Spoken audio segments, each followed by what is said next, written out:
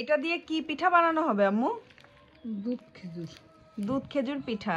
দেখা যাক দুধ খেজুর পিঠা কিভাবে বানানো হয়, আপনাদেরকে অবশ্যই শেয়ার করব আপনাদের সাথে। আর এটা কি দিয়ে মাখানো হচ্ছে? ডিম দিয়ে মাখানো হচ্ছে। আটাটা না, আটা সিদ্ধ করার পর ডিম দিয়ে মাখানো হচ্ছে। এখানে অলরেডি কিছু পিঠা বানানো হয়ে গিয়েছে, এগুলো তেলে ভেজে তারপর দুধে ভিজাতে হবে।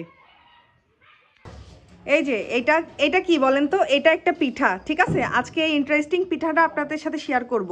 সব অঞ্চলে কিন্তু এই পিঠাটা খায় না, আর এই পিঠাটার নামও জানে না। এটা হচ্ছে বাগেরহাটের ঐতিহ্যবাহী পিঠা। যেহেতু আমার আম্মু বাগেরহাটের মেয়ে, তাই আম্মুর কাছ থেকেই খাওয়া শিখেছি মূলত এটা। এই যে এটা এখন সেট আপ চলছে, আপনাদেরকে বানানোর সময় অবশ্যই দেখাবো। আর এখানেও হচ্ছে ওই যে কল সেট করতে দেখলাম না, ওইটার নাম হচ্ছে কল। এইগুলো হচ্ছে কলের ভিতর দিয়ে দিয়ে তারপর পিঠা বানানো হবে, ঠিক আছে? এই জন্য এই আটাটা মন্ট করে রাখা হয়েছে। এই যে আম্মু এখন দুধ খেজুর পিঠা ভাজা শুরু করে দিয়েছে। এই যে, আর এটা হচ্ছে দুধ না, এটার ভিতরে ভিজাই দিবে। এই যে ভেজেই কিন্তু এটার ভিতর ভিজিয়ে দেওয়া হবে। এই যে তখন যে কলটা সেট করতে দেখছিলেন, সেই কলে এই পিঠা বানানো হচ্ছে। এটার নাম হচ্ছে কলের শিয়াই পিঠা। এটা কিন্তু বাগেরহাটের খুবই ঐতিহ্যবাহী একটা পিঠা।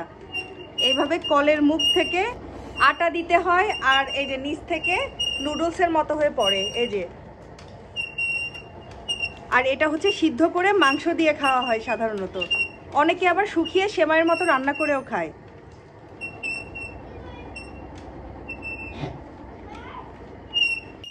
আপনাদের ভাইয়া এই প্রথমবারের মতো কি ঘোরাচ্ছে? কল ঘোরাচ্ছে শ্বশুর বাড়িতে এসে। পিঠার কল। এই যে, হ্যাঁ, শখ করেই তো ঘোরাচ্ছে।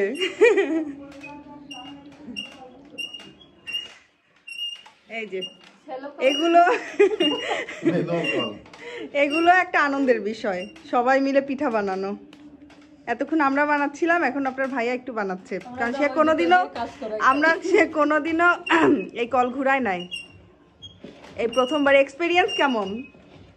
এক্সপেরিয়েন্স খুবই ভালো। এটা বানাইতে অনেক স্মুথ এবং খুব ভালো পিঠা হয়। ওকে, ধন্যবাদ।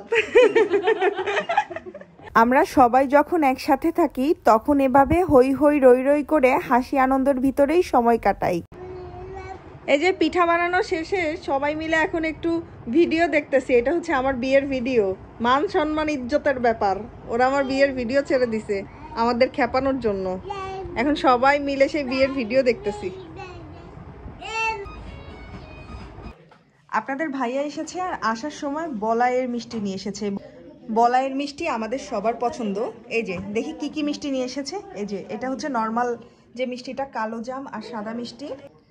আর এটা হচ্ছে সানার জিলাপি, এটাও আমাদের অনেক পছন্দ।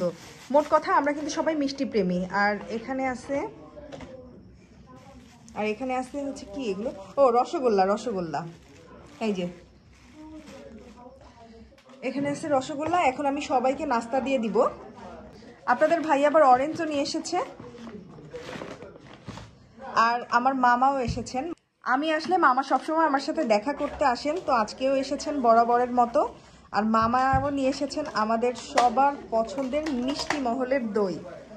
আমি যতবার আসি মামা আমার জন্য সরের দইটা নিয়ে আসে, কারণ আমার দই অনেক পছন্দ। এই যে মিষ্টি মহলের দই। আর এখানে পিচ্চিদের জন্য কিছু সন্দেশ নিয়ে এসেছেন মিষ্টি মহল থেকে। তো এখন আমি সবাইকে নাস্তা দিয়ে দিব। এটা আমাদের সেই দুধ খেজুর পিঠা ভিজানোর পরে এরকম হয়েছে। এখন এটা আমি ফ্রিজে উঠিয়ে নিব। একবারে গলে গিয়েছে, এত সুন্দর ভিজে গিয়েছে। এই যে ডিনারে আমরা সবাই সিয়াই পিঠা আর হাঁসের মাংস খেয়েছিলাম। আর এই পিঠাটা খেতে হাঁসের মাংসের ঝোলের প্রয়োজন হয়, তাই হাঁসের মাংসে আমরা একটু বেশি ঝোল রেখেছিলাম। আজকের ভিডিও এই পর্যন্তই। সবাই ভালো থাকবেন, সুস্থ থাকবেন। পরবর্তী নতুন ভিডিও দেখার আমন্ত্রণ রইল। আমার ভিডিও ভালো লাগলে আমার পেজে একটি ফলো দিয়ে দিবেন। আল্লাহ হাফেজ।